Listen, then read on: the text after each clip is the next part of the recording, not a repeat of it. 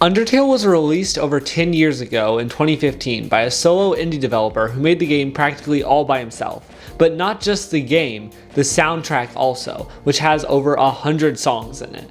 Okay, so it's just 101, but that's still really impressive. But here's the question: why does this soundtrack that's from a game that wasn't even made by a big company continue to have so much mainstream relevance? What keeps it so popular? Well, I've got some theories that might explain why, so let's go ahead and look into it today.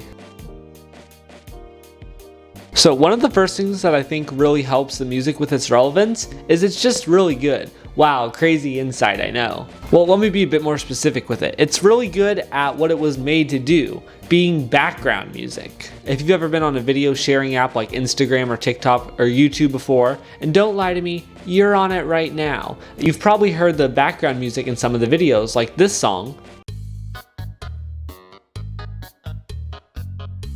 Or maybe this one.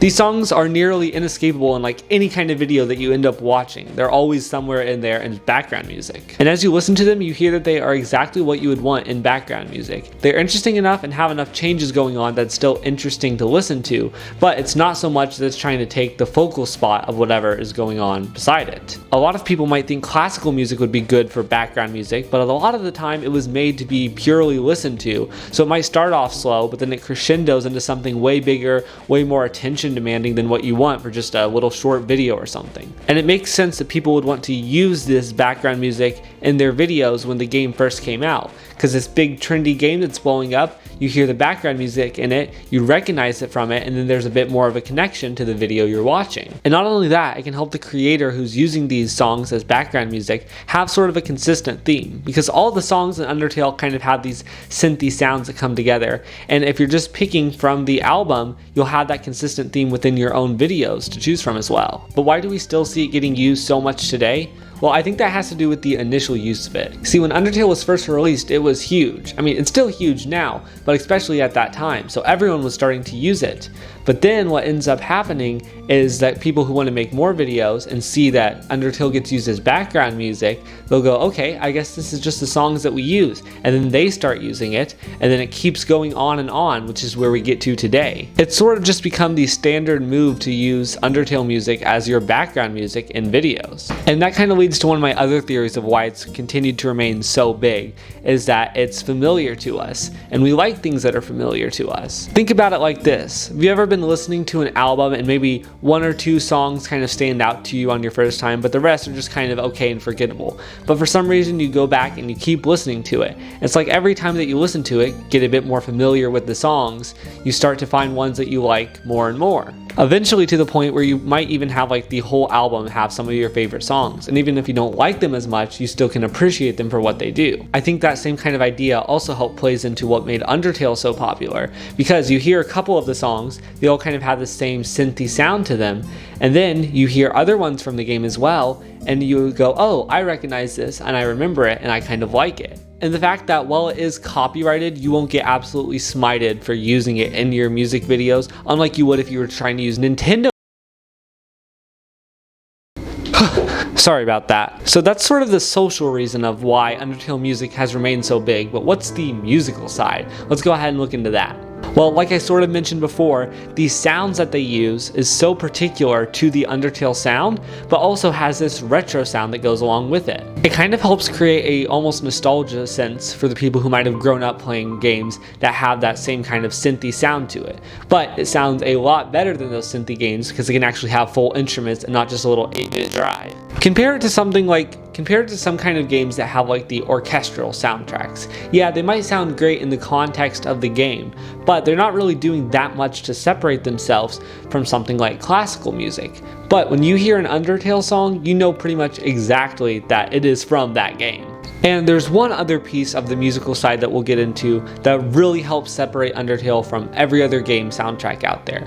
I think pretty much every game soundtrack does this to some extent, but none has really ever taken it quite as far as Undertale, as far as I'm aware. And that thing is, of course, Leitmotifs.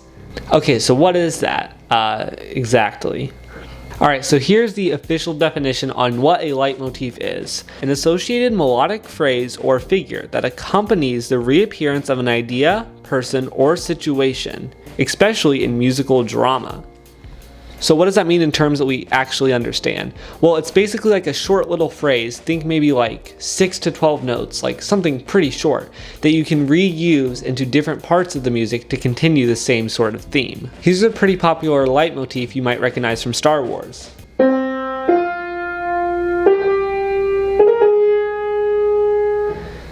And you might recognize that as the Force theme. And when you hear that, you can think of multiple times in the movie where that would get played in the soundtrack. And it's not the same song every time.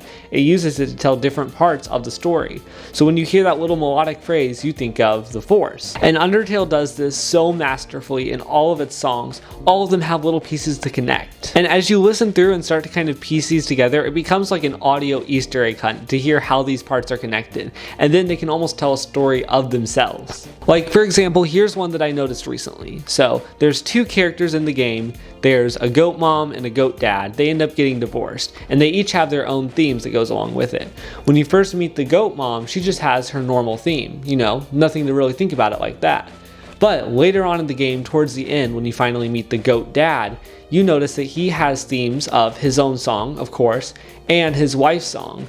And then, as you're playing through the story, you realize that the mom has pretty much moved on, or tried to at least, from this relationship, but the goat dad has still continued to think about the past relationship ever since then. And that's reflected within their themes of the music, which you wouldn't notice if it didn't have those leitmotifs in there. You can look up online Undertale leitmotifs and find a ton of the connections that people have found between the songs, but it's way more fun just to get in there and try and find them for yourself. And the thing about these leitmotifs is that it elevates it above just background music. It's not just there to fill space, the music is there to tell a story of itself. And that's what makes it so interesting to listen to. Because if you're just listening to just, random game soundtrack, you might remember parts from the game, but there's really not that much that you can draw from it. But this, with the leitmotifs and everything, you can draw the story by your own.